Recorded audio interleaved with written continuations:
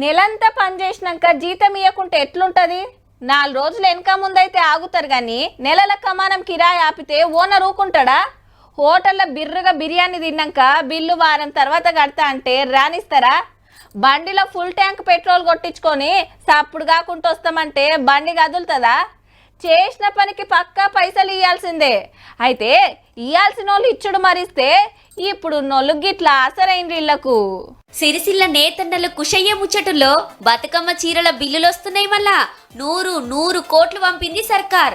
మొన్ననేమో 50 కోట్లు ఇచ్చిండ్రు. అంటే మొత్తం 150 కోట్ల రూపాయలు నేతన్నలకు అందుతున్నట్టు. పాత గవర్నమెంట్ల పని చూపిస్తున్నామని బతుకమ్మ చీరలు నేపిచ్చిండ్రు సిరిసిల్ల. ఆళ్లే మాల్ తెచ్చుకొని నెలల కమానం కష్టపడి నేసిస్తే చీరలు పంచుకుంటా గొప్పగా ప్రచారం చేసుకుండ్రు గాని పైసలైతే ఇయ్యలే. 250 కోట్లు పెండింగ్ పెట్టిండ్రంటే చూడుండ్రిగా. మళ్ళా సిరిసిల్ల ఎమ్మెల్యే రామన్ననే ఆ సర్కార్ల సానా ముఖ్యమైన మంత్రి.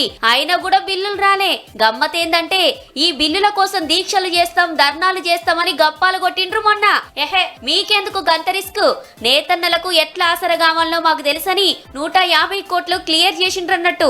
తతిమ్మ పైకం సుధా డబ్బునే పంపుతారట.